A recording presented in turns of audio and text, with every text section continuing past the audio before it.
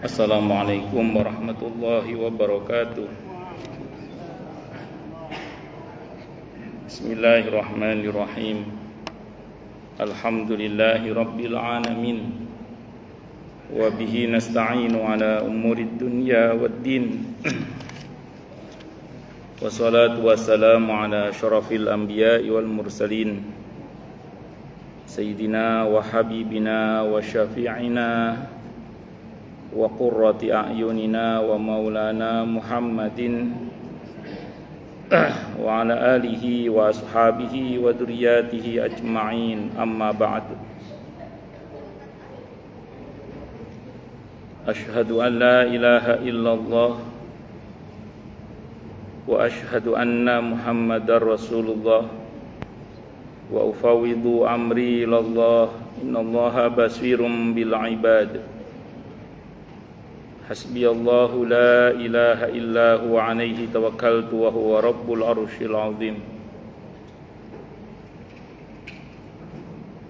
Qala Allah ta'ala fi kitabihil karim hikayatan an nabiyillahi Musa alaihi salam. Rabbi syrah li sadri wa yassir li amri wahlul 'uqdatam min lisani yafqahu qawli. Para alim, para asatid, para asatidah, para sepuh, para bini sepuh, para tokoh masyarakat, hadirin, hadirat sekalian, hafidhani wa hafidhakumullah. Wabil khusus segenap pengurus Masjid Jami' Al-Muhajirin, yang semoga pengurusnya dan jamaahnya selalu dalam naungan rahmat, barokah, perlindungan serta bimbingan Allah Subhanahu wa taala. Amin Allahumma amin insyaallah.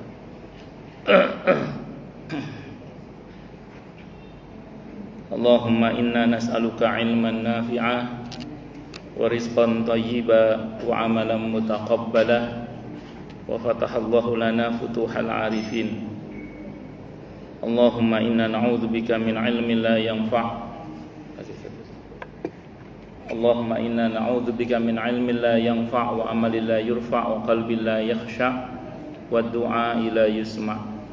Allahumma ati anfusana taqwaha wa zakkiha anta khairu man zakkaha anta waliyuha wa maulaha. Amin Allahumma amin insyaallah. Masih melanjutkan kajian kita kitab Matan Abi Syuja', karya Al-Qadhi Abi Syuja' rahimahullah rahmatan wasi'ah wa rahimallahu ulama al-muslimin. Qala al-muallif rahimahullahu ta'ala wa nafa'ana bihi wa bi'ulumihi fid dharain amin. Bismillahirrahmanirrahim. Faslun ay hadza faslun, ini fasal menerangkan tentang laqit. Laqit itu anak temuan. Menurut qaul yang lebih ashah, masuk dalam kategori anak temuan adalah orang gila. Wa idza wujida, dan apabila ditemukan. Siapa laqitun? Anak hilang, anak yang hilang. Saya ulang, menurut qaul yang ashah, yang paling sahih, termasuk anak yang hilang adalah orang gila. Ini dikatakan hilang karena tidak diketahui asal usulnya atau keluarganya. Kalau ada keluarganya, ya tentu diserahkan kepada keluarganya. Urutannya yang paling bertanggung jawab bapaknya.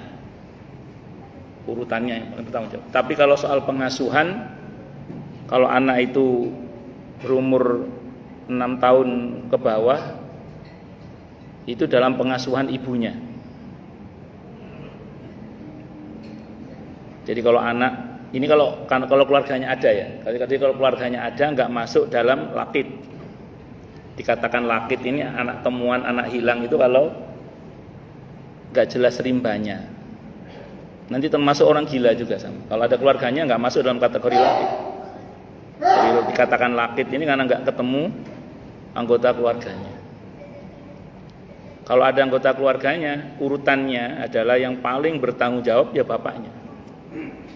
Tapi kalau soal pengasuhan, kalau anak itu umur di bawah 6 tahun, itu dalam pengasuhan ibunya. Kenapa saya contohkan terpisah? Karena biasanya kasus kalau begini perceraian biasanya. Sehingga anaknya lontang-lantung, bapak ibu karepe dhewe. Ini kalau diketahui oleh negara, maka negara wajib menuntut orang tuanya untuk bertanggung jawab terhadap anaknya. Saya ulang, yang paling bertanggung jawab adalah bapak kandungnya. Cuman hak hadonah, hak asuh pada ibu. Tapi kewajiban nafkah tetap pada ayah. Jadi tidak boleh seorang ayah mentang-mentang kan dia ikut ibunya, ya sudah ibunya yang biaya, ya nggak benar itu. Bapak tetap wajib bertanggung jawab. Kalau anak itu sudah umur 6 tahun, tapi dengan catatan kalau ibunya punya kecakapan untuk mengasuh. Kalau ibunya tidak punya kecakapan untuk mengasuh, dari keluarga ibu tidak apa-apa. Kalau tidak, kembalikan ke bapaknya berarti. Maafkan, ada kasus perceraian di mana yang lebih cakap mengasuh anak itu justru bapaknya daripada ibunya. Ya sudah, kembalikan ke bapaknya, tidak apa-apa. Karena tidak semua wanita itu punya kecakapan mengasuh anak. Ya entah karena faktor mental, gaya hidup, pergaulan, konslet, macam-macam. A'udzubillahi minasyaitonir rajim. Nah, maka terus kemudian kalau sudah umur 6 tahun anak ini disuruh milih apakah mau ikut bapaknya atau ikut ibunya, suruh milih. Prinsipnya dalam Islam sepatutnya lah orang yang punya masalah pengasuhan seperti ini tidak saling menghalangi.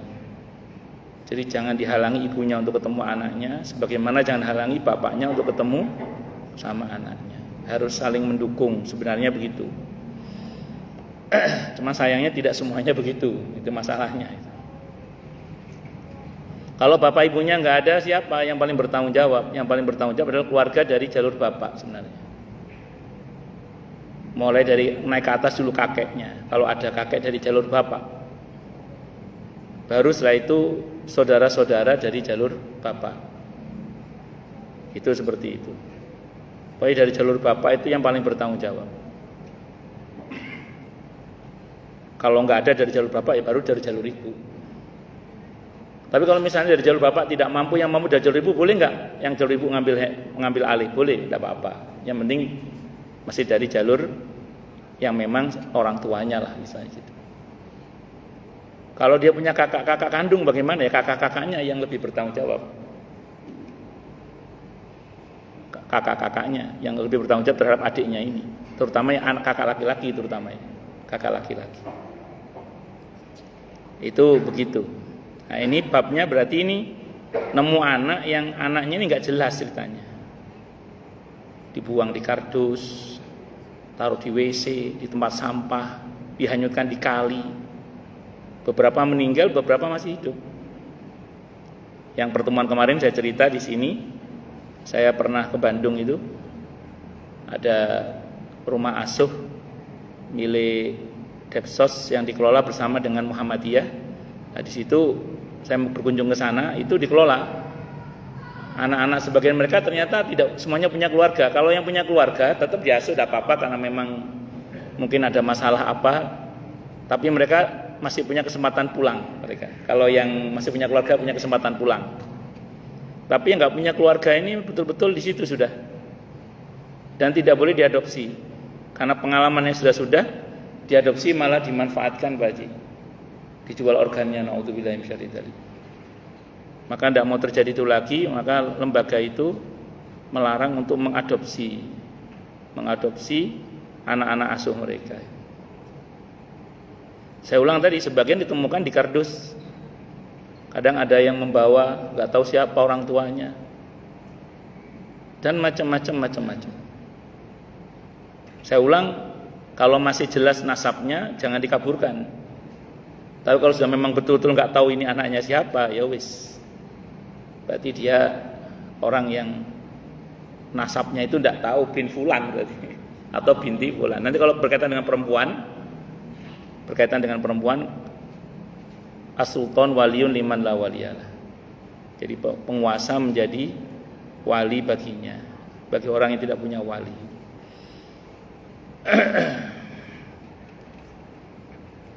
Anak temuan ketemunya di mana? Ditemukan di mana? Biqari'ati thariq, di tengah jalan.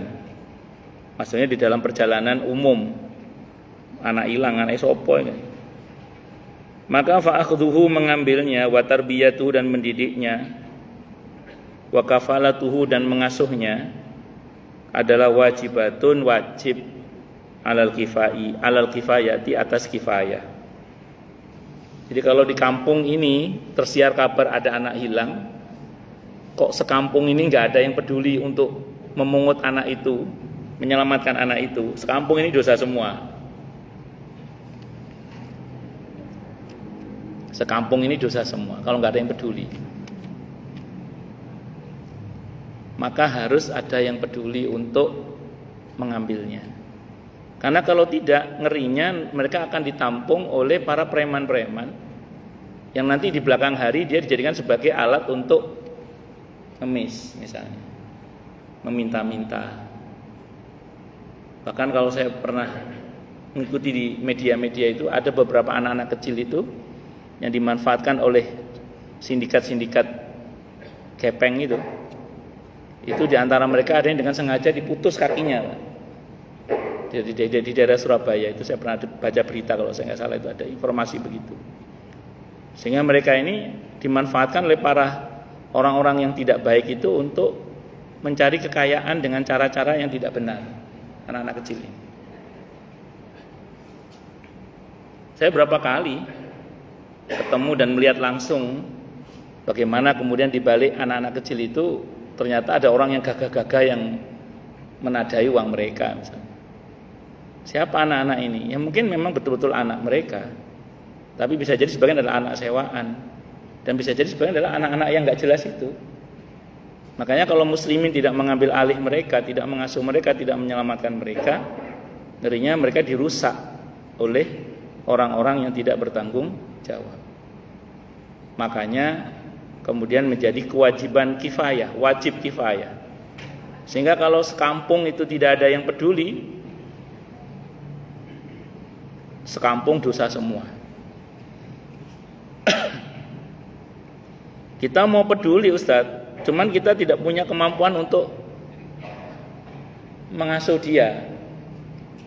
Maka wajib kita tetap mengambilnya untuk diserahkan kepada yang berwenang.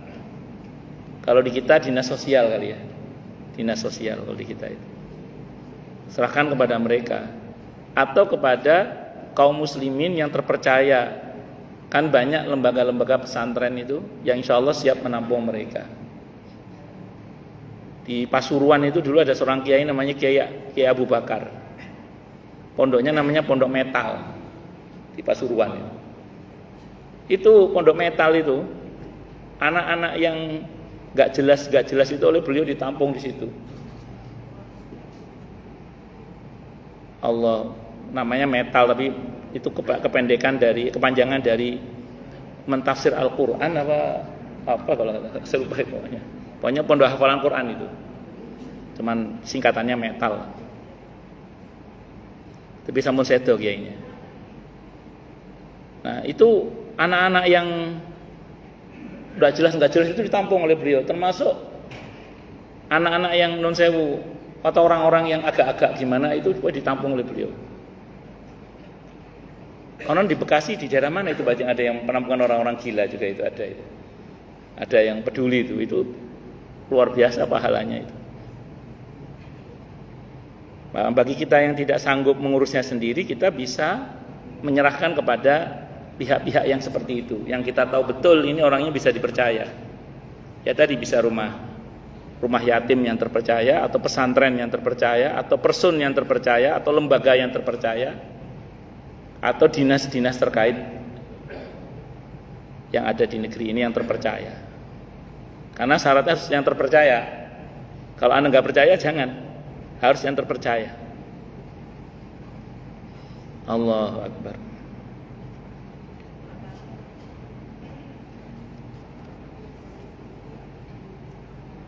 Di sini diterangkan hifdzan li nafsihi al-muhtaramati anil halaki. Semua itu diwajibkan, memungut anak tadi itu diwajibkan ini demi untuk menjaga diri anak itu yang notabene haram untuk dibiarkan binasa. Jadi kalau anak itu dibiarkan takutnya dia mati, binasa, celaka atau dirusak tadi itu. Nah, sementara hifdzun nafas itu termasuk maqasid syariah. Termasuk satu di antara 5 tujuan syariat dalam Islam.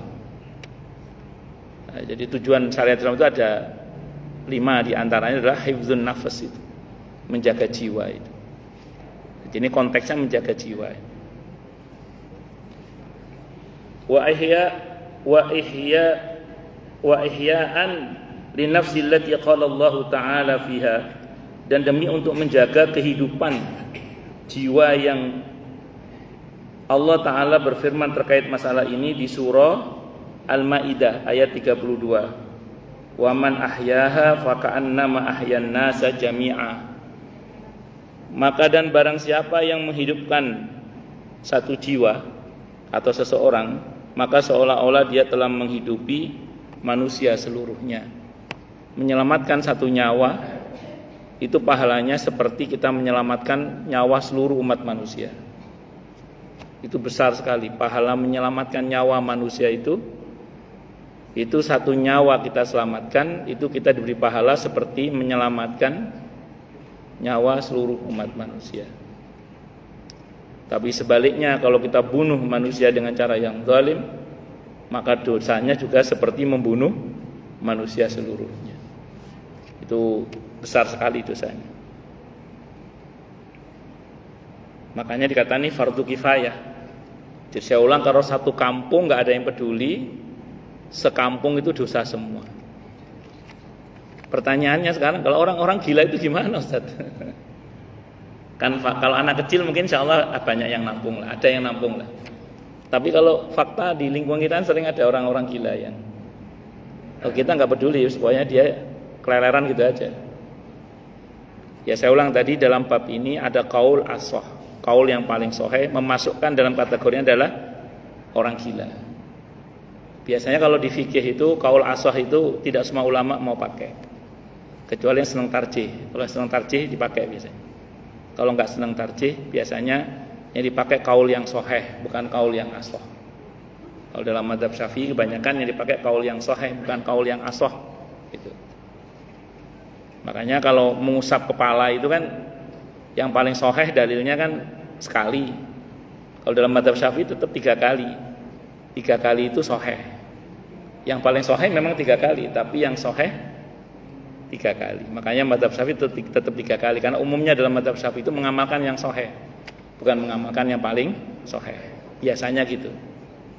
Jadi tidak selalu, kecuali yang senang tarjih. Kalau senang tarjih biasanya mengamalkan yang paling sahih. Itu seperti itu. Pun lanjut.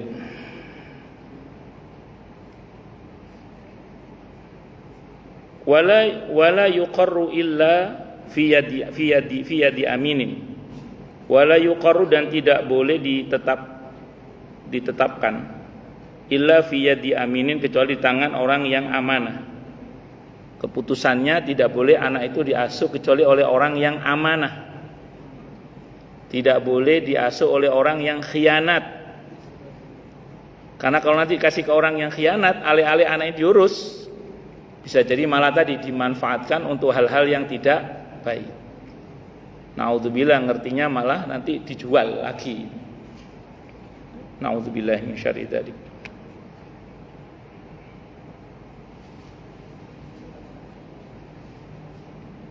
Fa in wujida ma'ahu malun, maka apabila ditemukan ma'ahu bersama anak tadi apa malun, harta. Nemu di kardus anak kecil ada duit atau ada emas di situ, dititipi sama orang tuanya mungkin. Maka unfaqu alaihi al-hakimu minhu. Hakim atau orang yang pemerintah, hakim pemerintah, silakan menafkahi anak itu dari harta tersebut. Silakan. Wa illam yujad, dan jika tidak ditemukan ma'ahu bersama anak tadi apa malun harta, maka fanafaqatuhu fi baitil mali, maka nafkah anak itu diambilkan dari baitul mal, kas negara kalau pada masa itu. Ini dirujuk kepada satu riwayat li anna Umar radhiyallahu an, karena sungguhnya Sayyidina Umar radhiyallahu an istasyara as-sahabata, beliau bermusyawarah dengan para sahabat fi nafaqatil laqit, di dalam membahas nafkahnya anak temuan. Fa ajma'u, maka mereka sepakat ala annaha, basungnya nafkah anak temuan tadi fi baitil mal, diambilkan dari baitul mal. Ini dalam kitab Al-Mughnil Muhtaj. Kalau di baitul mal enggak ada gimana? Misalnya kayak kas RT, kas RW enggak ada. Kas RT enggak ada Ustaz, kas RW enggak ada. Wong dana 100 juta enggak cair-cair misalnya. Gimana Ustaz ini? Wong RW enggak punya kas ini, enggak punya dana. Maka diambilkan dari harta orang kaya kaum muslimin yang ada di situ. Jadi si pengasuhnya bisa nanti dibantu oleh orang kaya setempat, atau muslimin di situ patungan lah, siapa yang merasa mampu untuk mengasuh sang anak ini, atau kerjasama dengan masjid, karena masjid mungkin punya alokasi dana untuk itu misalnya untuk membantu anak-anak yang terlantar tadi itu.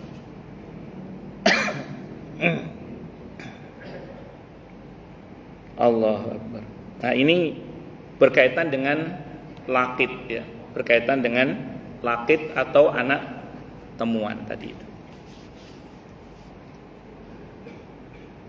Secara bahasa laqit adalah sesuatu yang ditemukan secara umum. Secara istilah laqit adalah anak kecil atau majnun menurut kaul yang paling ashah ya, yang tidak diketahui siapakah kafilnya. Saya ulang tadi, kalau ketahuan orang tuanya bukan masuk dalam kategori laqit, ada orang tuanya.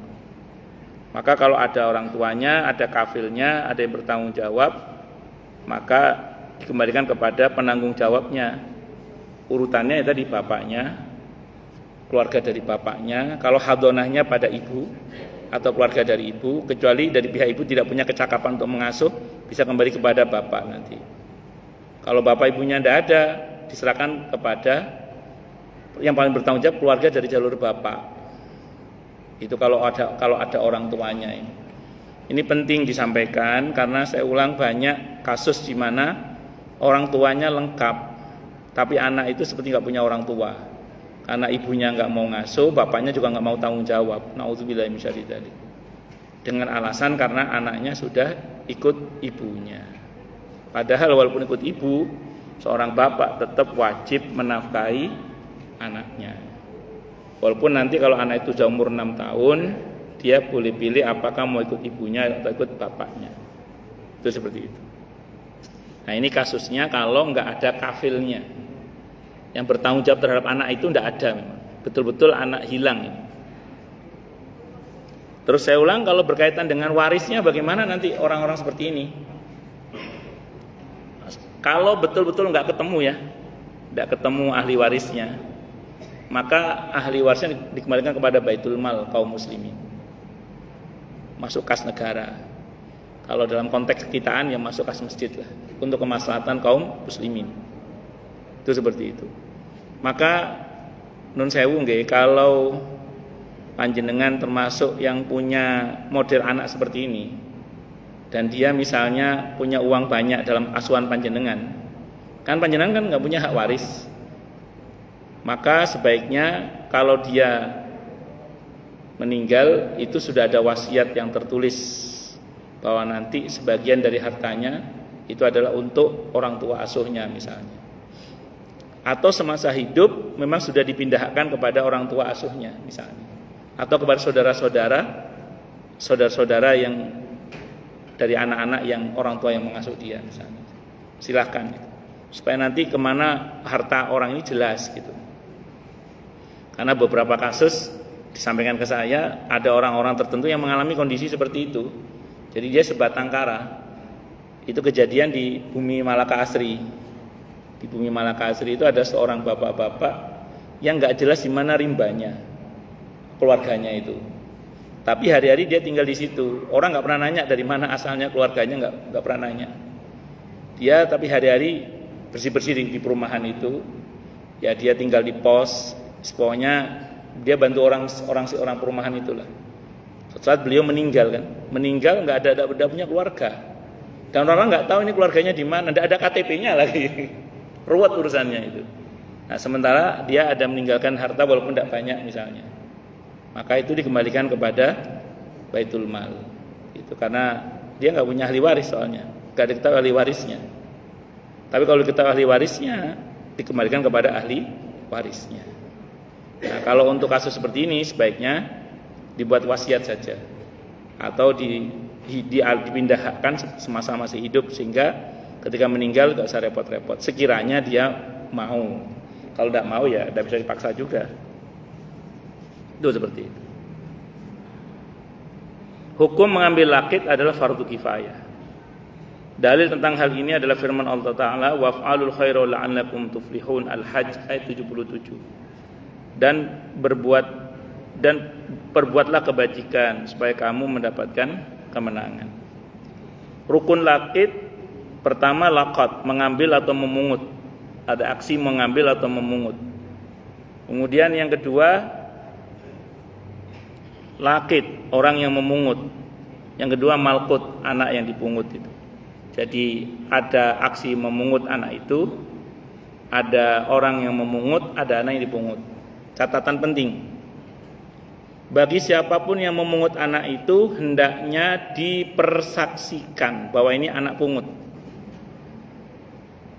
Dalam fikih untuk mengambil anak harus dipersaksikan supaya orang tahu ini anak pungut, bukan anak kandung, anak pungut. Ini penting karena mohon maaf ya, ada sebagian orang itu yang begitu memungut anak karena nggak pernah mempersaksikan ke orang lain. Tidak lama orang tuanya mati, mengiranya ini anak asli. Sehingga ketika tumbuh dewasa, dia merasa punya bagian sebagaimana anak kandung, padahal tidak sama haknya. Bahkan tidak jarang anak pungut itu lebih mengganggu daripada anak asli kadang. Lebih gudo kalau orang Jawa bilang. Kadang anak pungut itu lebih bahasa Jawanya gudo kadang.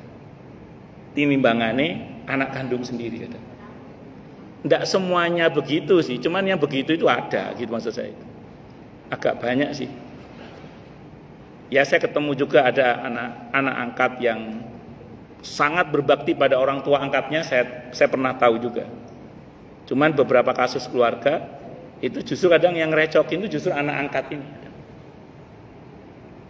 Makanya sedari awal harus diberitahukan bahwa ini bukan nasabnya ke orang tua asuhnya. Ini hanya status sebagai orang tua yang memungut dia, sebagai orang tua angkatnya saja, tidak sebagai orang tua kandung. Kalau di kita mungkin ada surat adopsi kali ya, ada surat adopsi sehingga statusnya tetap nasabnya itu ke keluarganya. Kalau ketahuan keluarganya, kalau nggak ketahuan keluarganya ya wis bin fulan gitu aja. Jadi dia tidak bisa dipindah nasabkan ke bapak asuhnya. Ini saya ulang penting berkaitan dengan mahram, waris, nanti perwalian dalam pernikahan kalau dia wanita misalnya. Itu sangat penting. Ya, jadi jangan sampai kemudian menjadi kabur nasabnya gara-gara tidak dipersaksikan. Kalau dipersaksikan sehingga nanti kalau ada sengketa ada saksinya bahwa ini adalah bukan anak kandung tapi anak pungut misalnya. Itu seperti itu. Makanya dalam Islam siapapun di antara kita kalau mungut anak, sebelum anak itu baligh, bahkan sebelum anak itu mumayyiz, kalau bisa sudah diberitahukan bahwa dia bukan anak kandung kita. Kalau terlambat, ngerinya stresnya lebih parah lagi. Sebagian orang itu nggak mau ngasih tahu kan karena takut anaknya kecewa.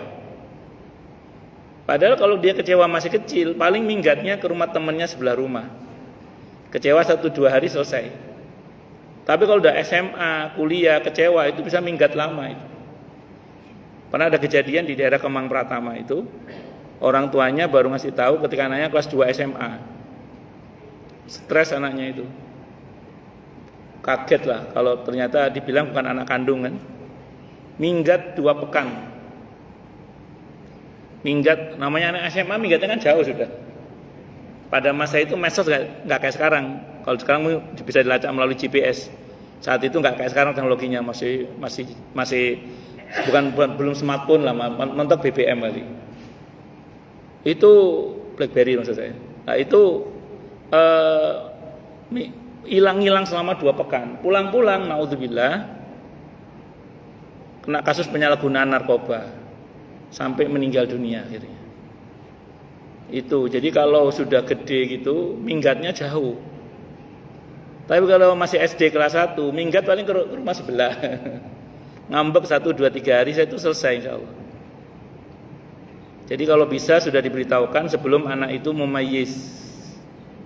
Mumayyiz itu sebelum umur 7 lah. Tunjukkan kasih sayang kita bahwa kita menyayanginya seperti kita menyayangi anaknya sendiri, anak kita sendiri. Pastikan itu agar dia merasa nyaman dan aman bersama dengan kita. Namun dia harus tahu hakikat nasabnya. Tidak boleh dikaburkan nasabnya. Itulah kenapa Allah menegur orang-orang yang mengatakan Zaid bin Muhammad, Zaid anaknya Muhammad. Allah enggak terima. Kenapa? Karena itu di samping mengkaburkan nasab, itu sekaligus tuduhan seolah-olah Nabi pernah berbuat yang enggak benar dengan ibunya Zaid bin Harithah radhiyallahu an. Padahal beliau bukan anak kandungnya Nabi Muhammad sallallahu alaihi wasallam dan Nabi tidak pernah menikah dengan ibunya Zaid bin Harithah radhiyallahu anhu. Makanya tidak boleh mengkaburkan nasab, itu tidak boleh. Dosa besar termasuk.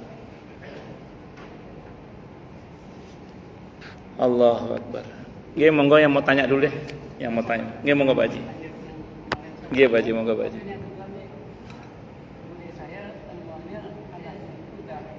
Balik sampai mapan lah dewasa tanpa dinikahkan dengan putri adik saya. Putri saya ini. Itu gimana hukumnya bisa sampai dinikahkan ya semuanya ini kepada putri saya? Karena temuannya perempuan berarti nggih. Laki-laki. Oh laki-laki tapi nemunya sudah balik ya? Oh sudah balik. Kira-kira kalau sudah balik begitu, cari nasab dan keturunannya di mana, tempat tinggal di mana, kalau alam gitu kan. Nggak mau cerita dia Pak Haji. Kan kalau udah balik biasanya bisa cerita Pak Haji. Hanya kesasar nggak bisa cerita jadi gimana ya kalau orang gagap, akhirnya itu sama putri saya. Iya. Berarti mungkin dia ada masalah dengan ingatan mungkin. Nggak ada. Maaf sampai sekarang usianya saya sama. Terus dinikahkan dengan putri Bude. Ya asal syarat dan rukun pernikahannya sah, terpenuhi, tidak ada masalah Pak.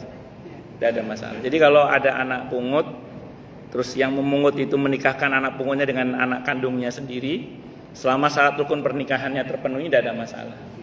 Tidak ada masalah. Wallahu a'lam bishawab. Cuman kan gini masalahnya, kalau nemu dari kecil, dari bayi, dari belum mumayyiz, itu kalau di Al-Quran itu ada rumus wa in tukhalituhum fa ikhwanukum ya. Jadi kalau kalian bergaul dengan mereka, maka mereka itu seperti saudara kalian. Fa ikhwanukum fiddin itu di surah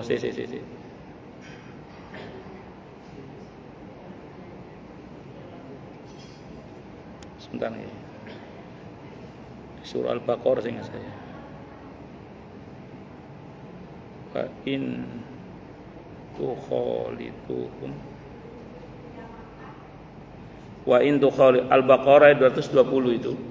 Jadi kalau kita bergaul dengan anak asuh kita itu atau anak angkat kita dari sejak mereka belum mumayyiz, apalagi dari bayi ya, maka status anak itu seperti saudara kita sendiri. Dulu para sahabat Nabi itu kalau ngasuh anak-anak yatim itu dari bayi atau dari belum mumayyiz itu serumah. Nah, karena dari kecil memang serumah, Insya Allah kan li'adami dzanni syahwat, kemungkinan nggak ada syahwat, makanya sudah dianggap seperti anak sendiri. Tapi itu bukan mahramnya, tetap bukan mahram, tapi dianggap seperti saudara sendiri. Paling nggak aturan mahramnya nggak seketat kalau kita asuh dari sejak baligh. Nah, kalau kasus Pak Haji ini kan diasuh dari sejak baligh atau diasuh dari sejak mumayyiz, itu beda kasusnya. Nah, jadi kalau jenengan mau ngambil anak, itu usahakan dari sebelum mumayyiz. Syukur-syukur dari bayi.